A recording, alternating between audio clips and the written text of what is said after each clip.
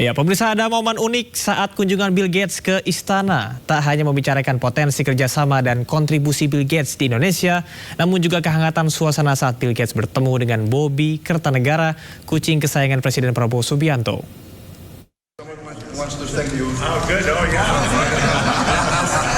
This is my gift I brought for, I got notice about, alright, Bobby. Ada momen unik saat kunjungan Bill Gates ke istana. Tak hanya membicarakan potensi kerjasama dan kontribusi Bill Gates di Indonesia, namun juga kehangatan suasana saat Bill Gates bertemu dengan Bobby Kertanegara, kucing kesayangan Presiden Prabowo Subianto. Bobby yang berada di dalam stroller seraya menyambut kehadiran tokoh filantropi dunia tersebut. Sambil tersenyum, Bill Gates menghampiri stroller Bobby dan menunjukkan sebuah boneka ikan dari stroller pemberian dirinya sebagai tanda perkenalannya dengan Bobby. Someone wants to thank you. Oh, good. Oh, yeah. This is my gift I brought for, I got notice about, alright, Bobby. You're famous. Sambil memegang boneka paus berwarna hitam putih, Bill Gates menggoda Bobby yang duduk manis di atas stroller dengan menyebut Bobby sangat terkenal. Tak hanya itu, usai berjumpa dengan Bobby, Presiden Prabowo juga menyerahkan cendera mata berupa keris sebagai simbol penghormatan budaya Indonesia kepada Bill Gates. Tim Liputan iNews melaporkan. Alright, Bobby. Polisi menggelar olah tempat kejadian perkara kecelakaan truk yang menabrak angkot di Purworejo, Jawa Tengah dengan korban 11 meninggal dunia.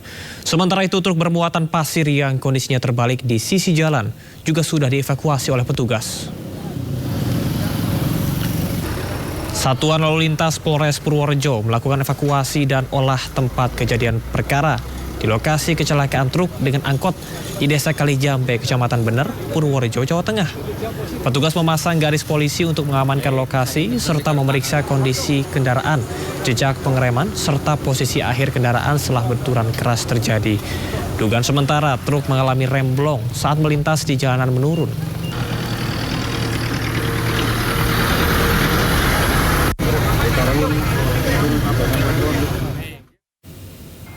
Pemirsa, Gubernur DKI Jakarta Pramono Anung akan memberikan sanksi tegas kepada aparatur sipil negara yang kedapatan masih membawa kendaraan pribadi saat bekerja di hari Rabu. Sanksi tersebut ini berupa penundaan bahkan pembatalan promosi jabatan.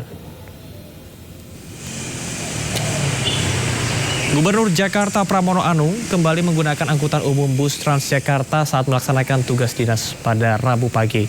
Ini merupakan pekan kedua kewajiban penggunaan transportasi umum bagi ASN di lingkungan Pemprov Jakarta setiap hari Rabu. Pramono Anung mengatakan tidak akan segan-segan memberikan sanksi tegas kepada ASN yang kedapatan masih nekat membawa kendaraan di hari Rabu. Sanksi tersebut berupa penundaan bahkan pembatalan promosi jabatan. Pramono berharap kebijakan ini dapat memberikan dampak positif berkurangnya kemacetan dan polusi udara di Jakarta. Saya juga dari pagi memonitor di internal balai kota, semuanya tetap masih menggunakan transportasi umum. Bahkan hari ini kan akan ada pelantikan beberapa pejabat, mereka juga berangkat maupun pulang tetap menggunakan angkutan umum. Karena saya sudah sampaikan, kalau ada yang nggak menggunakan angkutan umum maka kita batalkan jabatan.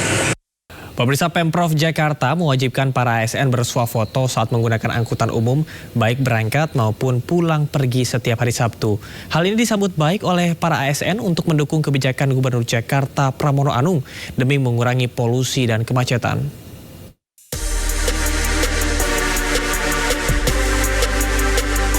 Pemerintah Provinsi Jakarta mengeluarkan aturan baru yang mewajibkan seluruh aparatur sipil negara di lingkungan Pemprov Jakarta untuk menggunakan angkutan umum setiap hari Rabu. Hal ini membuat salah satu ASN Pemprov Jakarta bernama Natasha Indraswari atau Tasya menggunakan moda Transjakarta dari kediamannya di kawasan Mangga Besar, Jakarta Barat menuju kantor Pemprov Jakarta. Tasya berangkat pada pukul 6 pagi agar bisa sampai ke kantor Pemprov Jakarta tepat pada pukul 7 pagi. Ia naik Transjakarta Koridor 1A dari Mangga Besar dan turun di halte Transjakarta Balai Kota. Saat berada di transportasi umum, Tasya harus bersuah foto, baik berangkat maupun pulang kerja. Foto itu kemudian dikirimkan kepada admin kepegawaian melalui media yang telah ditentukan sesuai dengan mekanisme di perangkat daerah atau divisi masing-masing. Tasya mengaku mendukung kebijakan Gubernur Jakarta Pramono Anung demi mengurangi polusi, kemacetan, dan mendukung pembangunan berkelanjutan. Kalau aku sebagai ASN sih mendukung ya, karena dengan adanya kebijakan ini juga bisa mendorong kita semua ASN yang biasanya naik transportasi pribadi itu untuk bergeser ke transportasi publik.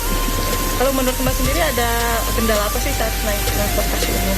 Kendala mungkin kalau misalnya rumahnya jauh ya, karena kan belum semua transportasi umum di Jakarta itu kan menjangkau titik-titik tertentu. Jadi kadang transitnya banyak, terus secara waktu juga lebih lama dibanding kalau naik kendaraan pribadi. Berbagai moda transportasi yang dapat digunakan ASN Pemprov Jakarta mulai dari MRT, LRT, Transjakarta, KRL hingga angkutan kota. Aturan menggunakan transportasi umum ini dikecualikan bagi pegawai yang sedang dalam kondisi sakit, hamil, dan pegawai dengan mobilitas tertentu. Dari Jakarta, Wenda, Dede Rudi, iNews melaporkan. Pemirsa, viral layanan WorldCoin dan World ID merekam retina mata warga. Kementerian Komunikasi dan Digital langsung membukukan izin operasional layanan ini.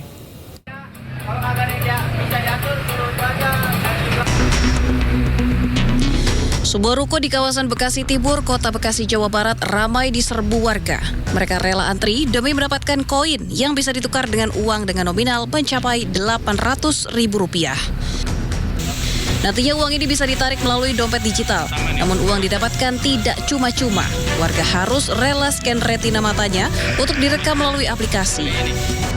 Meski warga antusias, namun mereka tidak mengetahui kemana data mereka akan digunakan.